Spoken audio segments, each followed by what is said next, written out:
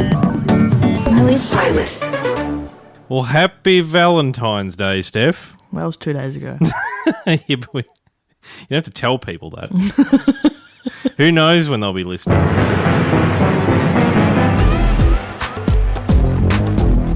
Hello, welcome to another episode of Humidity with my wife, Stephanie. Hello. Hello.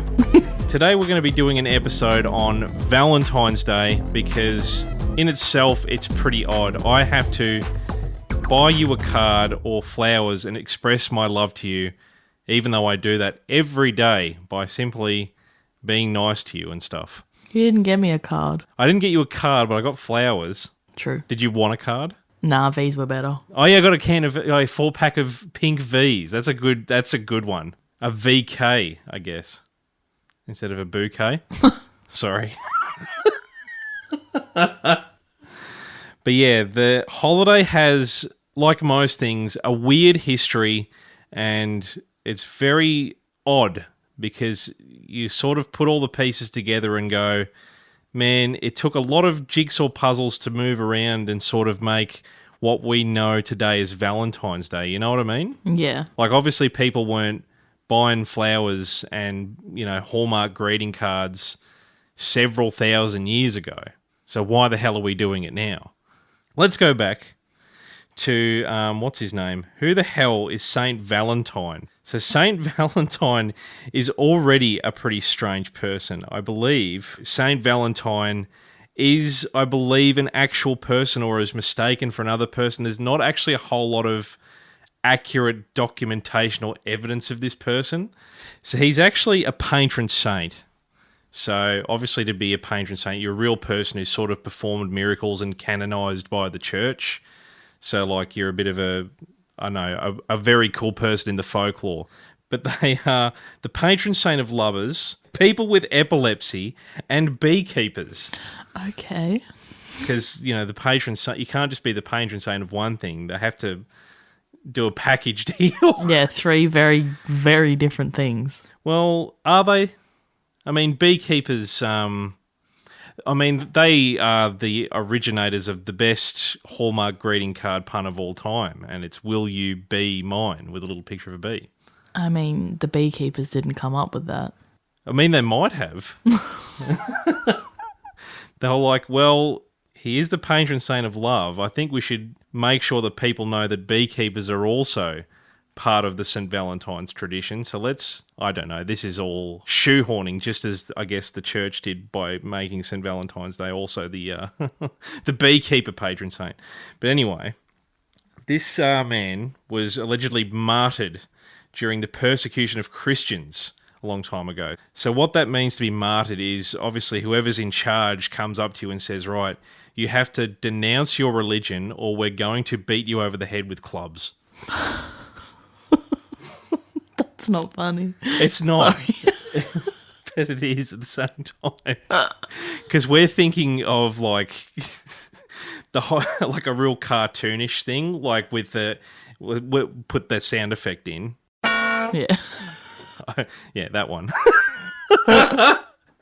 And but no, this was obviously an incredibly gruesome death where a man potentially may have been bludgeoned with a wooden instrument. No, that's not fun. But it did happen, and this man indeed sacrificed his life for his religion. So St. Valentine was obviously someone who tried to convert people to Christianity.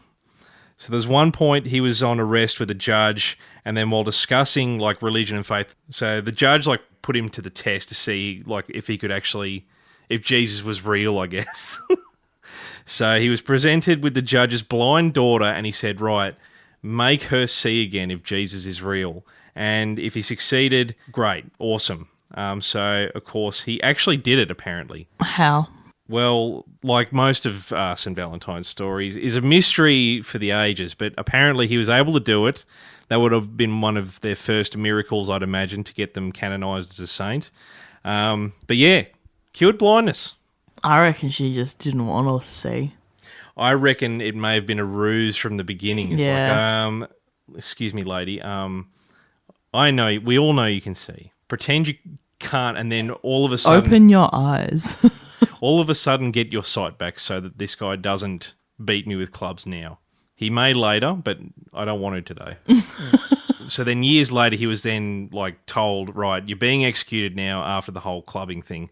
And before he was sent to death, he sent a little card to that lady who helped him out before and said, "From your Valentine," as like a little nod to the fact of it. Hey, thank Right. you. So that was the first Hallmark greeting card. Hey, I'm being sentenced to death. Love, Valentine. Yeah, I mean, is there a pun in that? Can you make a punny greeting card out of that? Probably shouldn't. Probably not. I don't think we should be pulling the too soon card, because I do believe this was, like the year 300 AD or something like that. Surely it's funny now. Yeah. No, not really. It's still a man died, Stephanie. You're the one trying to make me laugh. I know. That was sort of the start of the folklore and the tradition, and then of course you've got Cupid in there somewhere. Yeah, who's he? So Cupid's actually like a Greek thing. I don't know how to explain that, because he's not. I think he's a god, but he's the son of the goddess Venus and the god of war Mars, and he is the god of desire, erotic love, attraction, and affection. So it's part of the the lore that he has a bow with a golden tipped arrow, and he shoots that into people that he wants to fall in love. But he can do the opposite, it turns out. He's got one with a steel or a lead tip that can make people Just kill 'em? just hate each other. No. It's much more complicated than that. He probably does have one for just impaling people, but this one he has a steel tip or like a lead tip or whatever the hell it is to make people like hate each other as well. Right. So he has both of those powers. Is it just one arrow? Does he like get it back like a boomerang? Or is it multiple? Does he just have like An armory. Yeah. Maybe it gets more complicated. Like he can make someone not feel necessarily hatred, but a slight irk. The ick. Yeah, he's got an ick arrow, perhaps.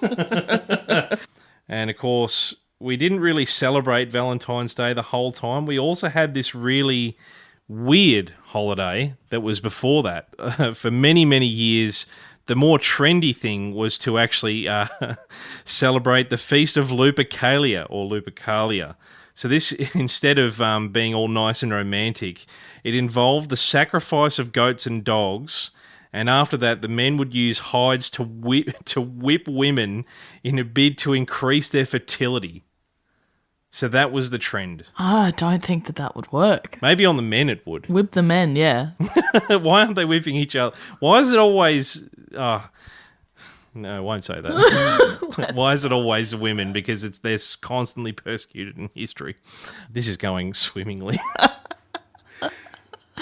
So when was the first Valentine's Day? Well, that's the thing. It's complicated because you have that origin from like 300 AD with Saint Valentine. You've got that Lupercalia thing that sort of happens. You don't really see like Valentine's as we sort of know it until it gets to America. And of course, it's all been warped and fused together into what it is now. But of course, like there's our way of, doing Valentine's, but there's also like international traditions as well. Like, this is my favorite one. So, in Japan, so women give chocolates to men on Valentine's, but there's also different tiers of chocolates and different meanings. This is my favorite one. Giri Choco, or I don't know how to pronounce. I'm not proficient in Japanese, obviously, but the translation here is obligation chocolates. So given to male co-workers, bosses, and acquaintances.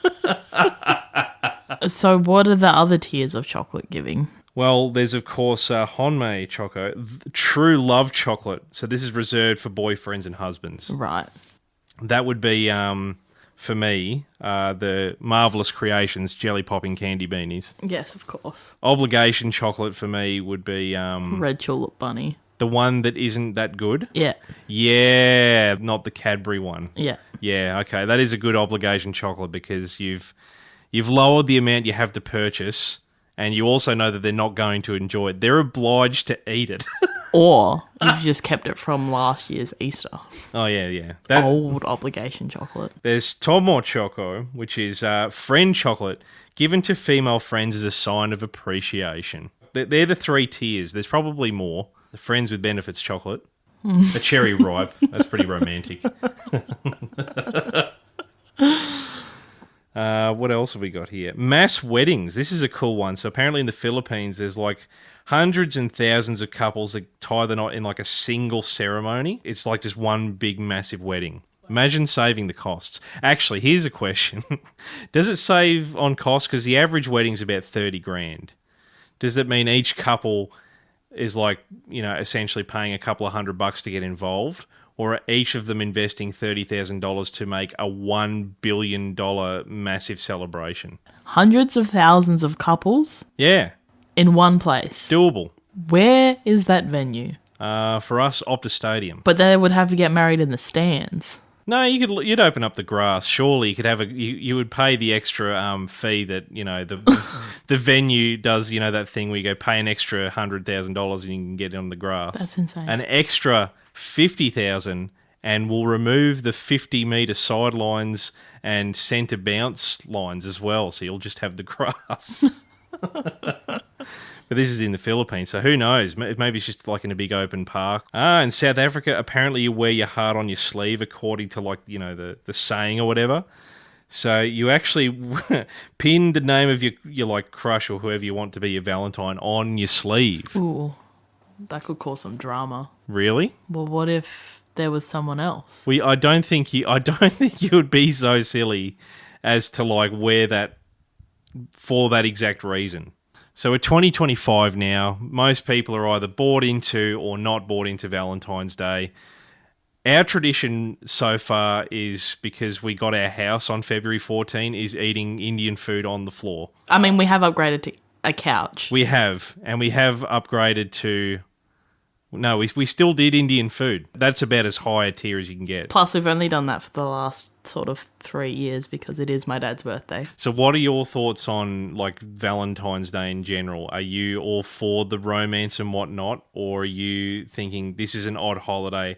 I haven't got much time for it. Both. I like the thought of it. It's fun, but I also think it's incredibly silly. I just like to draw love hearts on my nails and wear pink and red. And that's probably enough. Yeah. And I'll get you some flowers, obviously, because that's romantic. It is romantic. You have only done it this year, though. Stop the tape.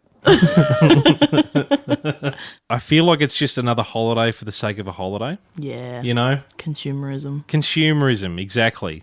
But that's a very tough stance to take when it's like... denying another opportunity to be romantic, It's like, hey, what do you think about this idea of a romantic holiday and being nice to your partner? And it's like, oh, I don't believe in consumerism. I was like, oh, you're one of those who doesn't love his wife. Not true, but like, that's the weird dance you play around Valentine's Day. Yeah. Curse you, Saint Valentine. I mean, he's already dead. And yeah, if I curse him, I'll go to hell because he's a saint. Sorry. You know what I'd like to see? The opposite. Like